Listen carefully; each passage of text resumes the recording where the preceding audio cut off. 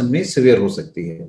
दूसरी चीज ये समझना चाहिए कि जो हम बात करते हैं इंजेक्शन की, रेमडेसिविर की, वो इंजेक्शन जो है, अगर हम WHO की ट्रायल की बात करें, सॉलिडारिटी ट्रायल ने, वो एक नेगेटिव स्टडी थी। उस ट्रायल ने ये शो किया कि रेमडेसिविर से ना आपकी जान बचती है, ना आपकी हॉस्पिटल स्टे कम होती है।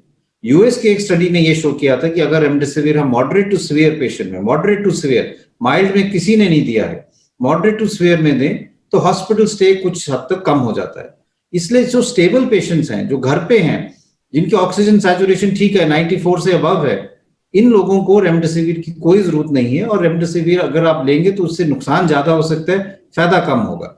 इसलिए एक बात ये भी मैं कहना चाहूंगा कि रेमडेसिविर कोई मैजिक बुलेट नहीं है, सिर्फ उन पेशेंट्स के लिए दी जाती है जो हॉस्पिटल में एडमिटेड है, जिनको मॉडरेट टू सीवियर डिजीज है और जिनकी ऑक्सीजन सैचुरेशन 93 से कम हो रही हो, जिनके लंग्स में शैडोज आ रहे हो, जो हम एक्सरे या सीटी स्कैन से देखते हैं, या ब्लड की रिपोर्ट में ऐसे पैरामीटर्स आ रहे हो जो ये सजेस्ट करें कि वो मॉडरेट या सीवियर डिजीज की तरफ जा रहे हैं। तो ये एक बात समझना बहुत जरूरी है। दूसरी चीज है कि कई लोग ये सोचते हैं कि अगर मेरी सैचुरेशन कल 98 थी और आज 97 हो गई तो आस्ता आस्ता मेरी सैचुरेशन गिरने लग रही है और मैं ऑक्सीजन लगाना शुरू कर देता हूं।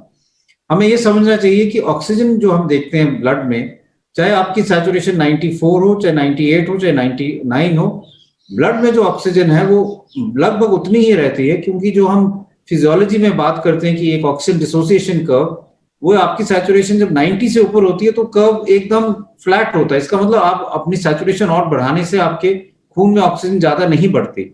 इसलिए अगर आपकी सैचुरेशन 95, 94, 97 है, ऑक्सीजन की कोई जरूरत नहीं है। अगर आपको लगे कि सांस की तकलीफ है, चेस्ट में कंस्ट्रिक्शन हो रही है, तो डीप ब्रीदिंग एक्सरसाइज करें, पेट के बल लेट सकते हैं, उससे भी आपकी सैचुरेशन बढ़ जाएगी। लेकिन ये पैनिक करने की कोई जरूरत नहीं है और एकदम ऑक्सीजन लगाने की जरूरत नहीं है। इससे आप ऑक्सीजन की जो सप्लाई है उसको कम करेंगे, और जब आपको ऑक्सीजन की जरूरत नहीं है और ऑक्सीजन आप लगाएंगे तो किसी व्यक्ति जिसको ऑक्सीजन की जरूरत है उसको आप ऑक्सीजन डिनाई कर रहे हो और उसके लिए वो लाइफ सेविंग हो सकती है। तो इसलिए मैं ये भी कहना चाहूंगा कि ऑक्सीजन का मिसयूज ना करें, रेमडेसिविर का मिसयूज ना करें, पैनिक ना करें। मेजॉरिटी ऑफ पेशेंट्स जो हैं वो घर पे अपने आप को आइसोलेट करके ठीक हो सकते हैं, हॉस्पिटल आने की जरूरत नहीं है। अगर हम होम आइसोलेशन ठीक से करेंगे, अपने डॉक्टर से संपर्क करके अपने आप को मॉनिटर करेंगे, वार्निंग साइंस की तरफ ध्यान देंगे, तो हॉस्पिटल्स की भीड़ भी कम होगी।